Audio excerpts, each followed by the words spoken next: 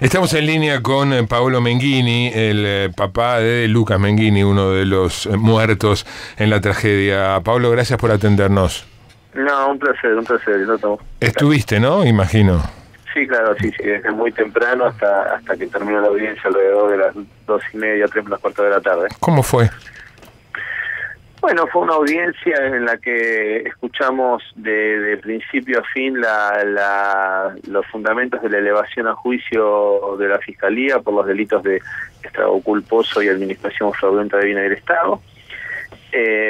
Bueno, una elevación a juicio que describe, a entender del fiscal, los elementos que llevan al procesamiento y a cómo se habrían a las justificaciones que le encuentra para los delitos por los que está procesado debido. Una audiencia muy tranquila en la que los familiares, como siempre, estuvimos presentes, y en la que, bueno, empieza un proceso que durará alrededor de un año y en el que nosotros intentaremos demostrar lo que nosotros consideramos la responsabilidad del exministro en la tragedia. ¿Hubo algún cruce de algún tipo? No. El exministro entró por la puerta de atrás, creo, a la sala AMIA, que es donde está haciendo las audiencias. Para quienes no la conocen, es una sala muy grande y hay una división con un vidrio blindado entre los que somos el público y lo que es el lugar para defensas y querellas. El ministro estuvo todo el tiempo de espaldas a nosotros y después se retiró por las mismas puertas por las que había entrado. No hubo ningún tipo de cruce. La acusación es más que política. O sea, a ver, si entendemos como política los roles de un funcionario del Poder Ejecutivo en las tareas que le son asignadas por los contratos con los servicios concesionados, en este caso, es una acusación política en cuanto a la función de un ministro. ¿No? Sinceramente no considero que tenga consideraciones de tipo partidaria. No, política me refiero a la responsabilidad que él tenía como principal autoridad del área. A eso me refiero con política. Sí, exactamente. No por algún comportamiento puntual en el caso. Yo estaba seguro que me preguntabas por eso, pero me parecía bueno aclararlo. Sí, básicamente porque el ministerio que él tenía, que era infraestructura, obras y servicios, era la autoridad de aplicación del contrato con los servicios concesionados. O sea, los trenes eran del Estado y el control de cómo los concesionarios actuaban sobre ese servicio, en este caso el Tren Sarmiento, por el contrato de concesión, debía ser controlado por el ministerio que estaba en la órbita de debido. Por eso la cuestión de la administración fraudulenta, que tiene que ver con que quien está a cargo de el cuidado de los bienes del Estado lo administra de mala manera, y en este caso termina con la tragedia que terminó. Voy a hacerte una pregunta algo irreverente. ¿Por qué la escala de responsabilidades llega a debido y no más arriba, y no a Cristina? Sí, no es irreverente.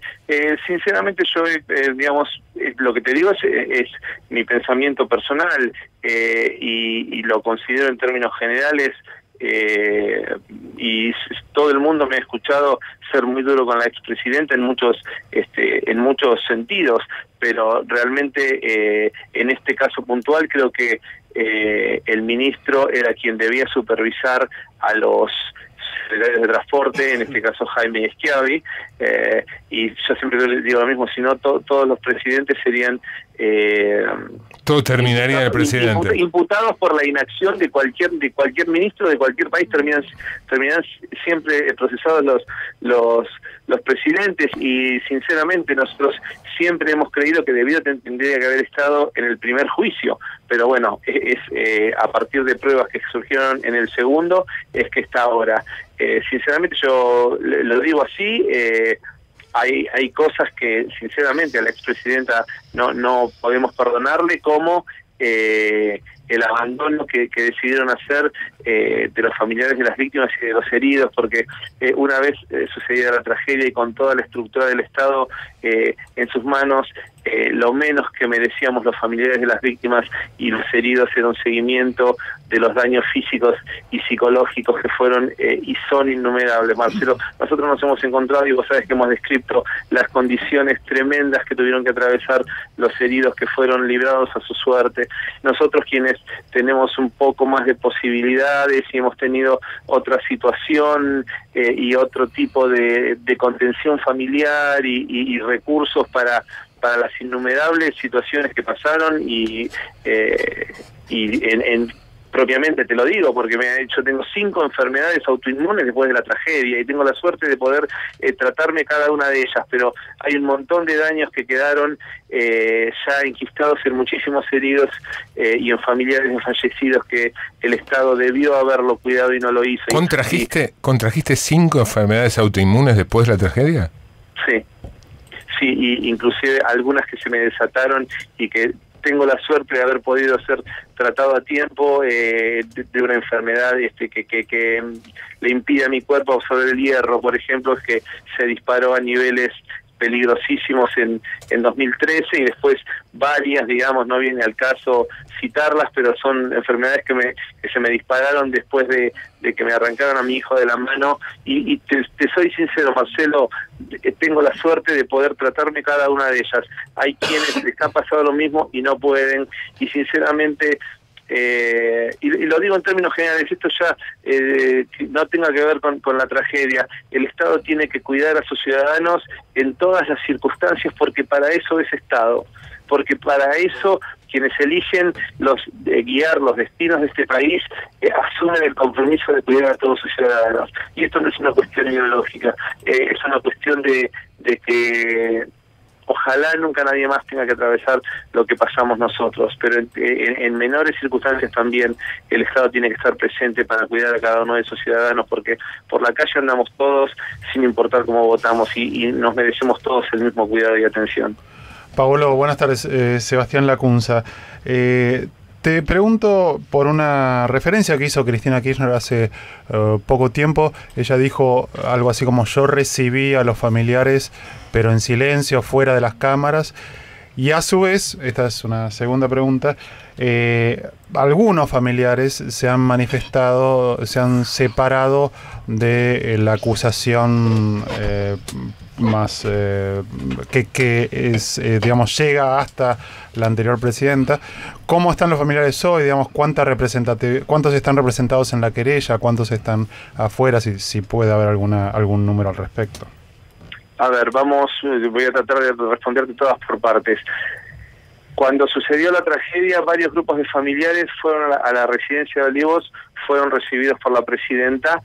Yo conozco el contenido de esas reuniones, pero como yo no fui, nunca los he hecho públicos, pero sí sé que no fueron reuniones satisfactorias para los familiares y no voy a decir más que esto.